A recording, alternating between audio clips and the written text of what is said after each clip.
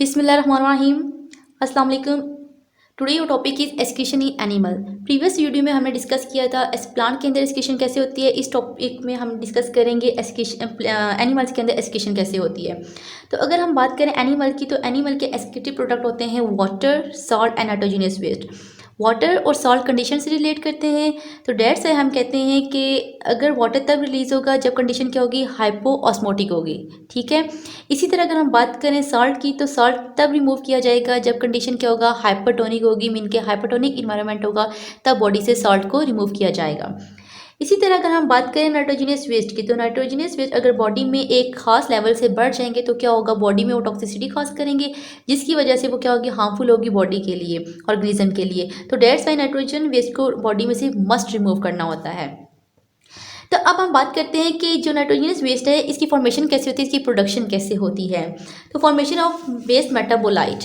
तो waste metabolite वो होता है जो मेटाबॉलिज्म के दौरान जो वेस्ट प्रोडक्ट बनते हैं उनको हम क्या बोलते हैं, वेस्ट मेटाबोलाइट बोलते हैं। अगर हम बात करें कार्बोहाइड्रेट्स एंड लिपिड्स की, तो कार्बोहाइड्रेट्स एंड लिपिड जो मेटाबोलाइज होते हैं, जो मेटाबॉलिज्म होता है इनका इन द प्रेजेंस ऑफ ऑक्सीजन, तो इसके रिजल्ट में क्या बनती है, कार्बन डाइऑक्साइड बनती है एंड वाटर बनता है, जो कि क्या है, एक्सक्रीटरी प्रोडक्ट हैं। इसी तरह अगर हम बात करें प्रोटीन एंड न्यूक्लियर प्रोटीन की, तो जब इनके मेटाबॉलिज्म होता है तो वेस्ट नाइट्रोजन बनती है डिफरेंट फॉर्म के अंदर। वो फॉर्म यूरिया भी हो सकती है, वो फॉर्म अमोनिया भी की हो सकती है, वो यूरिक एसिड की फॉर्म में भी हो सकते हैं। तो डिफरेंट फॉर्म में क्या होती है, वेस्ट नाइट्रोजन बनती है। तो अब इनका कैटाबॉलिज्म कैसे होता है इमाइनो एसिड का, प्रोटीन का, वो हम देखते हैं। तो नेक्स्ट आ जाता है कैटाबॉलिज्म ऑफ इमाइनो एसिड। जब कैटाबॉलिज्म कहते हैं ब्रेकडाउन ऑफ, ठीक है, किसी चीज़ को तोड़ना, तो इमाइनो एसिड कैटाबॉलिज्म ऑफ इमाइनो एसिड, तो इमाइनो एसिड का ब्रेकडाउन कैसे होता है वो देखते हैं। तो जो वो प्रोसेस जिसके अंदर इमाइनो एसिड टूट रहे हों, उनकी ब्रेकडाउन हो रही है, तो उस प्रोसेस को हम क्या बोलेंगे, डी एमिनेशन बोलेंगे। ठीक है, डी एमिनेशन ऐसा प्रोसेस है जिसके अंदर इमाइनो एसिड की टूट फूट हो रही हो, उसको हम क्या बोलते हैं, डी एमिनेशन बोलते हैं। तो फिर हम डी एमिनेशन की डेफिनेशन का लेते हैं, release of amino group from the amino acid. ठीक है, कि इमाइनो एसिड में से इमाइनो ग्रुप का रिलीज होना। अब वो इमाइनो एसिड को या तो फिर क्या किया जाता है, रीयूज कर लिया जाता है, दोबारा से इमाइनो एसिड बनाने के लिए इस्तेमाल कर लिया जाता है, या फिर उसको बॉडी से रिमूव कर दिया जाता है। क्यों? क्योंकि अगर इसका बॉडी के अंदर लेवल ज़्यादा हो जाएगा तो क्या होगा, टॉक्सिसिटी काज करेगा। तो डेट्स वाई इमाइनो ग्रुप क्या होगा, पानी के अंदर डिजॉल्व हो जाएगा। जब वाटर के अंदर डिजॉल्व होगा तो उसको क्या किया जाएगा, एक्सक्रीट कर दिया जाएगा।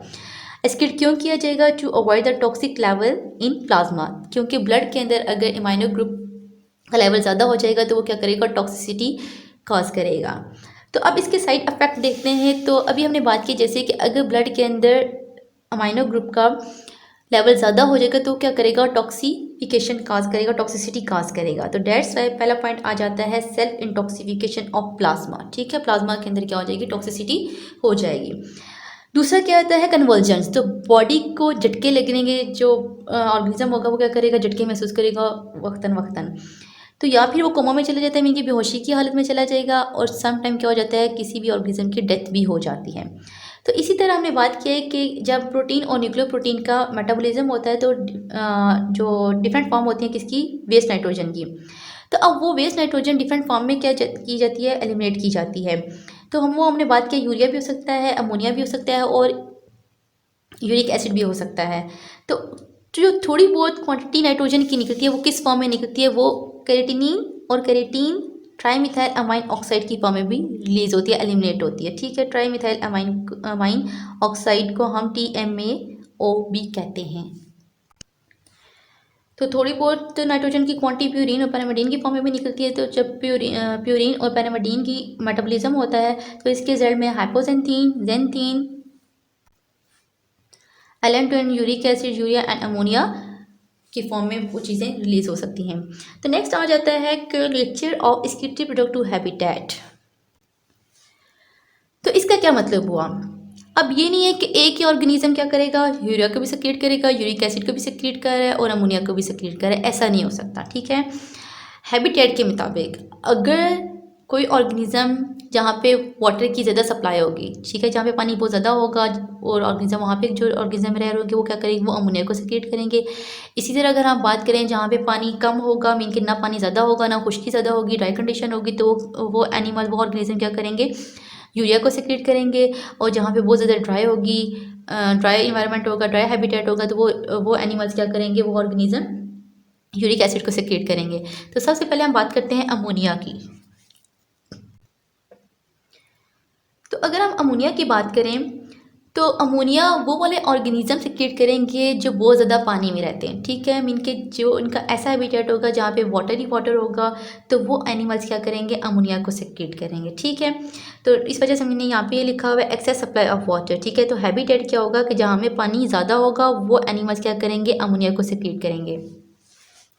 तो अमोनिया बेसिकली क्या होता है, टॉक्सिक होता है और ये डिजॉल्व बॉडी फ्लूइड के अंदर जल्दी से डिजॉल्व हो जाता है। डेट्स वाई इसकी कंसंट्रेशन बॉडी में कम रखना ज़रूरी है, ठीक है। क्यों? क्योंकि अमोनिया बहुत ज़्यादा टॉक्सिक होता है और ये बॉडी फ्लूइड के अंदर, मीन के प्लाज्मा वगैरह के अंदर जल्दी से डिजॉल्व हो जाएगा, इसलिए इसकी कंसंट्रेशन को कम रखना ज़रूरी है। अब इसके एलिमिनेशन कैसे होगी, तो जब इसको बॉडी से एलिमिनेट किया जाता है तो इसके लिए पानी की बहुत ज़्यादा अमाउंट रिक्वायर्ड होगी, ठीक है। वाटर रिक्वायर्ड बहुत ज़्यादा होगी। वो क्यों होगी? क्योंकि 1 ग्राम अमोनिया को, ठीक है, 1 ग्राम अमोनिया को 500 ml वाटर रिक्वायर्ड होता है to secrete the 1 gram of ammonia, ठीक है। 1 ग्राम अमोनिया रिलीज करने के लिए 5 ml वाटर की ज़रूरत होती है। क्यों? क्योंकि ये वाले एनिमल्स क्या होंगे, फॉर एग्जाम्पल हम फिश की बात करते हैं तो फ्रेश वाटर के अंदर क्या होगा, फिश, ठीक है। अगर हम बात करें फिश की तो फ्रेश वाटर के अंदर वाटर ज़्यादा होगा, तो ये उस पानी का फ़ायदा उठाएंगे। पानी क्या, बॉडी में पानी कंटिन्यूसली अंदर इंटर हो रहा है, तो अब क्या करेंगे, और ये भी एनिमल्स क्या करते हैं, ये अपनी बॉडी के अंदर जो एक्सक्रीटेड प्रोडक्ट होता है वो अमोनिया बना लेते हैं। अमोनिया इसलिए बना लेते हैं क्योंकि इनकी बॉडी के अंदर कंटिन्यूसली वाटर इंटर हो रहा है, तो जब पानी इनकी बॉडी में ज़्यादा हो जाएगा तो पानी को निकालने के लिए क्या करेंगे, अमोनिया अपनी बॉडी के अंदर एक्सक्रीटेड प्रोडक्ट बना लेंगे। क्यों? क्योंकि अमोनिया को बॉडी से एलिमिनेट करने के लिए पानी की ज़्यादा ज़रूरत बनती है, तो डेट्स वाई ये इस चीज़ का फ़ायदा उठा लेते हैं। तो हमने बात क्या की है कि 1 ग्राम अमोनिया को रिमूव करने के लिए, एक्सक्रीट करने के लिए 500 ml वाटर की ज़रूरत होती है। इसी तरह अगर हम 2 ग्राम अमोनिया की बात करें तो 2 ग्राम जब अमोनिया होगा तो वाटर की 1000 ml जो होगा वो वाटर रिक्वायर होगा। तो वो एनिमल जो अमोनिया को सेक्रेट करते हैं उनको अमोनोटैलिक एनिमल्स कहते हैं, ठीक है। वो एनिमल्स जो अमोनिया को सेक्रेट करेंगे उनको हम क्या बोलते हैं, अमोनोटैलिक बोलते हैं। तो एग्जाम्पल इसके पास आ जाती है एक्वेटिक एनिमल्स, जिनमें फ्रेश वाटर जितने भी इनवर्टिब्रेट्स होंगे वो सारे के सारे, एक्वेटिक एनिमल्स जितने भी इनवर्टिब्रेट्स होंगे सारे के सारे अमोनिया को सेक्रेट करते हैं। इसी तरह इनमें कुछ फिश भी इंक्लूड होंगी। यूरिया, तो यूरिया वो वाले एनिमल सेक्रेट करेंगे जो ना ज़्यादा खुश्की वाले एरिया पे रह रहे होंगे, ना ज़्यादा पानी वाले एरिया में रहेंगे, इनके मॉडरेट सप्लाई होगी वाटर की। तो डेट्स वाई वो वाले एनिमल्स यूरिया को सेक्रेट करेंगे जब पानी की कमी होगी, मीन के जब पानी उन एनिमल्स को कम सप्लाई किया जाएगा तो वो क्या करेंगे, यूरिया को बनाएंगे। अब यूरिया को बनाने की वजह क्या है, क्योंकि हमने अभी बात की है कि अमोनिया क्या होगा, अमोनिया को सेक्रेट करने के लिए हमें वाटर ज़्यादा रिक्वायर्ड होगा। तो अगर ये वाले एनिमल्स अमोनिया को बनाना शुरू कर दें, एक्सक्रीट करना शुरू कर दें, वो एक्सक्रीटिव प्रोडक्ट बनाना शुरू कर देंगे, तो क्या होगा, इनकी बॉडी में से जितना पानी होगा, क्योंकि इनकी बॉडी में तो नॉर्मल पानी आ रहा है, तो इनकी बॉडी में से जितना पानी होगा वो सारा अमोनिया के साथ निकल जाएगा, क्योंकि अमोनिया को रिलीज़ करने के लिए पानी ज़्यादा रिक्वायर होगा। तो डेट्स वाई अमोनिया इसलिए नहीं बनाते क्योंकि अमोनिया को रिलीज़ करने के लिए पानी ज़्यादा रिक्वायर होगा, तो इनकी बॉडी के अंदर क्या होता है, पानी कम होता है। तो ये इसलिए क्या करते हैं, अमोनिया को यूरिया के अंदर कन्वर्ट करते हैं मेटाबॉलिकली, ठीक है। यहाँ वर्ड लिखा हुआ है मेटाबॉलिकली, मेटाबॉलिकली कैसे करते हैं वो हम अभी डिस्कस करते हैं। तो इसलिए ये वाले एनिमल्स क्या करते हैं, यूरिया को बना लेते हैं, अमोनिया को यूरिया के अंदर कन्वर्ट कर देते हैं। अगर हम बात करें यूरिया के 1 ग्राम की,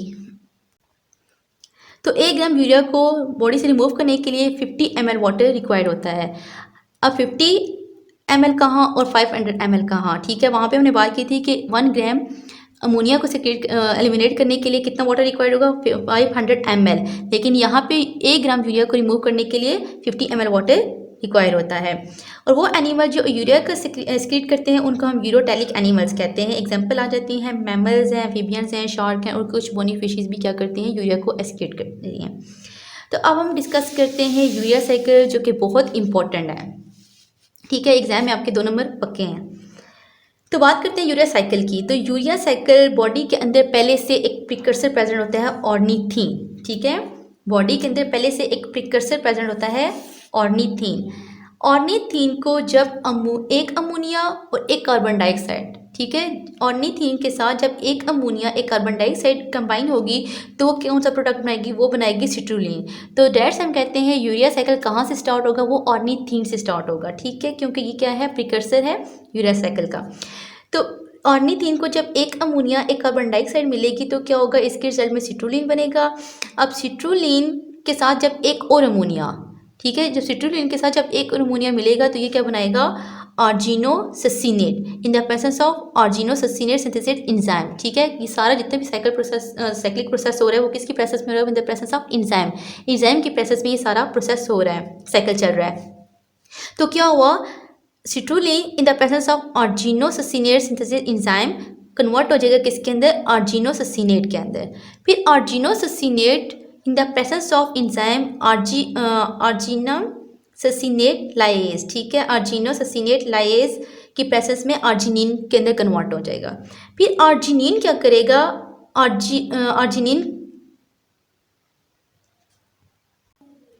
आर्जिनेज की प्रेसेंस में आर्जिनिन की ब्रेकडाउन होगी तो ये क्या बना देगा, एक मॉलिक्यूल यूरिया का बनाएगा और साथ में ऑर्निथीन बनाएगा। तो इस तरह साइकिल क्या होगा, दोबारा से रिपीट हो जाएगा और इसके साथ में कुछ वाटर भी रिलीज होगा, ठीक है। तो डेट से हम कहते हैं कि दो अमोनिया और एक कार्बन डाइऑक्साइड, ठीक है, अमोनिया के दो मॉलिक्यूल और एक कार्बन डाइऑक्साइड क्या बनाते हैं, एक मॉलिक्यूल बनाते हैं यूरिया का। तो मैं एक बार रिपीट कर देती हूँ कि जब अमोनिया और कार्बन डाइऑक्साइड ऑर्निथीन के साथ मिलेंगे, साइकिल यहाँ से स्टार्ट हो रहा है, ठीक है। जब अमोनिया और कार्बन डाइऑक्साइड ऑर्निथीन के साथ मिलेंगे तो सिट्रुलिन बनाएंगे। सिट्रुलिन में जब एक और अमीनो एसिड ऐड होगा, आर्जिनोससीनेट बनाएंगे, आर्जिनोससीनेट आर्जिनिन बनाएगा, आर्जिनेज एंजाइम क्या करेगा, आर्जिनिन की ब्रेकडाउन करेगा और इसके रिजल्ट में क्या होगा, एक यूरिया का मॉलिक्यूल बनेगा और साथ में कुछ वाटर रिलीज होगा और दोबारा से ऑर्निथीन प्रीकर्सर बॉडी के अंदर रह जाएगा, ठीक है। और फिर ये क्या करेगा, इसके साथ दोबारा अमोनिया कार्बन डाइऑक्साइड मिलेगा, तो इस तरह ये साइकिल रिपीट होता जाएगा, ठीक है। होप सो ये क्लियर हो गया होगा और ये बहुत इंपॉर्टेंट है, आपके 2 नंबर एग्जाम में पक्के हैं। तो हमारे पास नेक्स्ट आ जाता है यूरिक एसिड। अगर हम यूरिक एसिड की बात करें तो ये वो वाले ऑर्गेनिज्म से क्रिएट करते हैं जिनकी जो ड्राई कंडीशन के अंदर रहते हैं, ठीक है, ड्राई हैबिटेट में रह रहे होते हैं, ठीक है। तो जहाँ जिनको शॉर्ट सप्लाई ऑफ वाटर, तो वो एनिमल क्या करते हैं, यूरिक एसिड सेक्रेट करते हैं। तो ऐसे एनिमल्स को एसिडिटी प्रोडक्ट रिलीज करने के लिए बहुत ज़्यादा कम वाटर रिक्वायर्ड होगा, ठीक है। ऐसे एनिमल्स को जो ड्राई कंडीशन के अंदर रहते हैं उनको अपना जो वेस्ट प्रोडक्ट होगा उसको रिलीज़ करने के लिए, एलिमिनेट करने के लिए पानी की बहुत ज़्यादा कम ज़रूरत पड़ेगी। तो इसलिए यहाँ पे लिखा है कि 1 ग्राम, ठीक है, 1 ग्राम यूरिक एसिड को, यूरिक एसिड, ठीक है, 1 ग्राम यूरिक एसिड को रिलीज़ करने के लिए सिर्फ 1 ml वाटर रिक्वायर होगा, सही है। अमोनिया के केस में क्योंकि वो एनिमल्स बहुत ज़्यादा पानी में रह रहे थे इसलिए उनको अमोनिया, 1 ग्राम अमोनिया को एक्सक्रीट करने के लिए 500 ml वाटर रिक्वायर्ड था।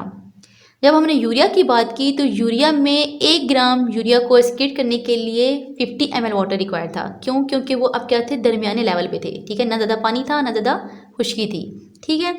अब जब हमने यूरिया की बात की तो यूरिया में हमने कहा ये टोटली क्या है, ड्राई एरिया में है, ठीक है, ड्राई कंडीशन में, ड्राई एनवायरनमेंट में है। तो डेट्स वाई यहाँ पे 1 ग्राम यूरिक एसिड को रिलीज करने के लिए 1 ml वाटर होगी। ये क्या करेंगे, अपनी बॉडी के अंदर वाटर ज़्यादा से ज़्यादा रिजर्व रखेंगे। तो ऐसे एनिमल जो यूरिक एसिड को रिमूव करते हैं उनको हम यूरोटेलिक कहते हैं, ठीक है। अब यूरोटेलिक वो चलो मैं बाद में बता देती हूँ, शॉर्ट क्वेश्चन। तो एग्जांपल आ जाएगी बर्ड्स, आपको पता है हवा में रहते हैं, हवा तो खुश्की है। इस तरह इंसेक्ट्स हैं, रेप्टाइल्स हैं, कुछ लैंड स्नेल्स हैं, ठीक है, ये हो गया आपके पास एग्जांपल होगी। अब हम बात करते हैं शॉर्ट क्वेश्चन की कि कौन कौन से क्वेश्चन इंपॉर्टेंट है, क्या चीज़ें पूछी जा सकती हैं। तो आपसे पूछा जा सकता है, सबसे पहले डेफिनेशन पूछी जा सकती है डीएमिनेशन की, ठीक है, ये एक शॉर्ट क्वेश्चन आ सकता है। इसके बाद एमसीक्यूज पूछा जा सकता है कि नाइट्रोजन सबसे ज़्यादा लो क्वांटिटी में किस फॉर्म में निकाली जाती है, ठीक है, वो कैरेटिनी एमसीक्यूज ऑप्शन हो सकता है, कैरेटीन हो सकता है और ट्राई मिथाइल अमाइन ऑक्साइड भी हो सकता है, ठीक है। तो ये आपका हो गया एमसीक्यूज, ठीक है।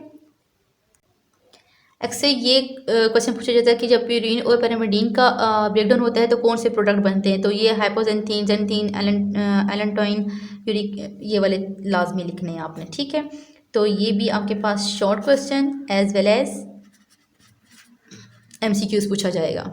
इसके बाद आ जाता है वेरी इंपॉर्टेंट MCQs 500 ml वाला, कि 1 ग्राम अमोनिया को सिक्रेट करने के लिए कितना वाटर रिक्वायर्ड होगा, वो 50 ml। ठीक है, तो ये भी आपके पास MCQs पूछा जा सकता है। इसी तरह बात करें हम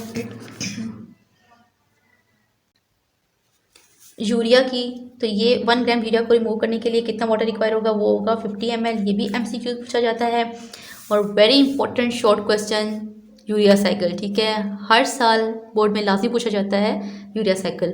ड्रॉ करने का भी कहते हैं, स्केच से ड्रॉ करने का भी कहते हैं, डिफाइन ज़्यादातर ये आता है कि ड्रॉ द यूरिया साइकिल। ये भी पूछा जाता है 1 ग्राम MCQs 1 ग्राम यूरिक एसिड को रिमूव करने के लिए कितना वाटर रिक्वायर्ड होगा, 1 ml। ये दो हो गए MCQs। इसके बाद शॉर्ट क्वेश्चन आ जाता है डिफ्रेंशिएट बिटवीन यूरोटैलिक, यूरिकोटैलिक, यूरोटैलिक और